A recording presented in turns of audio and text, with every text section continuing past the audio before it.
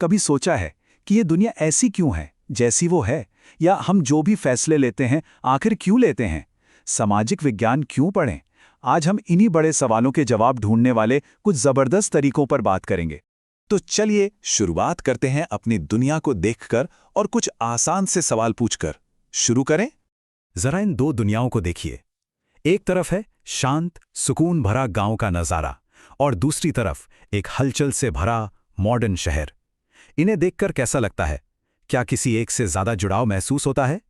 हम सोच सकते हैं, है ना, कि इन जगहों पर कैसे लोग रहते होंगे, उनकी रोज की जिंदगी कैसी होगी, क्या सपने देखते होंगे वो, उनकी परेशानियां क्या होंगी, और उनका इतिहास क्या रहा होगा।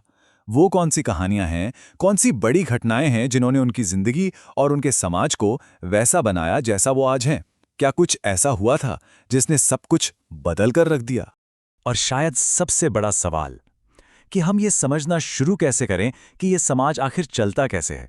इतने बड़े, इतने उलझे हुए सवालों के जवाब मिलेंगे कहाँ?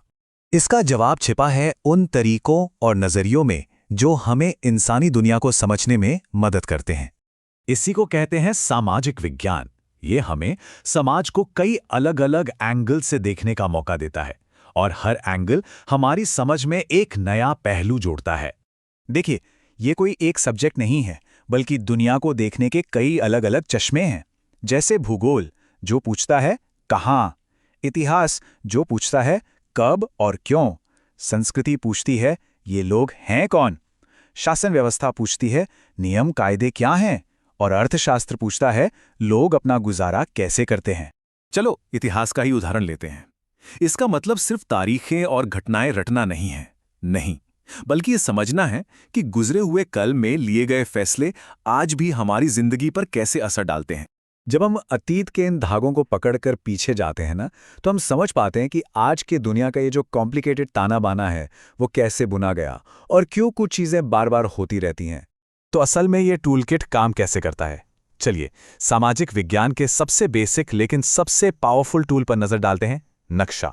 हम एक ऐसी चीज से शुरुआत करेंगे जिसे हम सबने इस्तेमाल किया है, पर शायद उसकी असली ताकत के बारे में कभी सोचा नहीं। एक मैप, यानी कि नक्शा। लेकिन ऐसा क्या है जो कागज पर बनी एक मामूली सी ड्राइंग को इतना पावरफुल बना देता है? सोचिए, किसी नए शहर में है, रास्ता कैसे ढूंढेंगे? नक्शा ही तो है हमारा गाइड, जो किसी भी अनजान जगह की उलझन को सुलझाकर रास्ता आसान बना देता है। किसी भी नक्शे को समझने के लिए बस 3 चीजें जाननी जरूरी हैं: दूरी, दिशा और प्रतीक। इन्हें आप नक्शे की सीक्रेट लैंग्वेज भी कह सकते हैं। सबसे पहले बात करते हैं दिशा की। नक्शे पर अक्सर एक कंपास बना होता है ना, वो हमें सही ओरिएंटेशन देता है।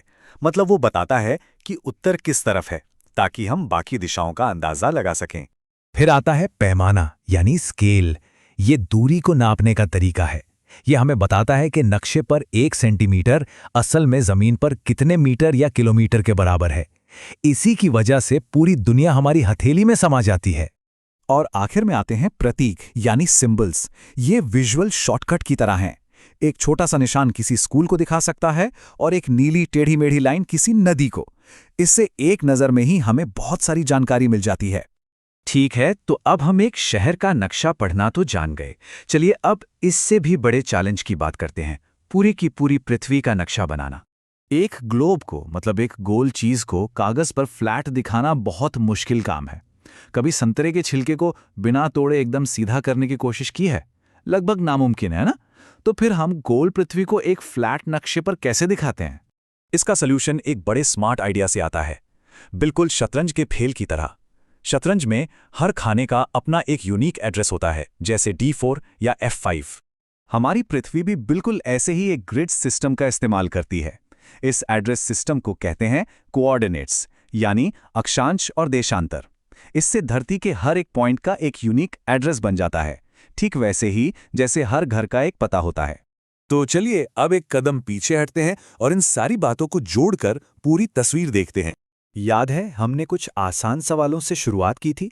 अब हम देख सकते हैं कि नक्शे पर अपनी लोकेशन को समझना असल में दुनिया में अपनी जगह को समझने का पहला कदम है। ये हमें उस बड़ी इंसानी कहानी में अपनी जगह दिखाता है। लेकिन इसका असली पॉइंट सिर्फ ये जानना नहीं है कि कौन सी चीज़ कहाँ है, नहीं। सबसे ज़रूरी बात यह है कि सामाजिक विज्ञान के ये तरीके हमें सिर्फ ये नहीं दिखाते कि दुनिया आज कैसी है, बल्कि ये हमें ये समझने की ताकत देते हैं कि हम आज जहां हैं वहां तक पहुंचे कैसे। और शायद इससे भी ज्यादा जरूरी, ये हमें आने वाले भविष्य को बेहतर बनाने में मदद करते हैं। तो असली सवाल ये है कि इन तरीकों का इस्तेमाल अपनी दुनिया को समझने और उसे संवारने के लिए कैसे किया जाएगा।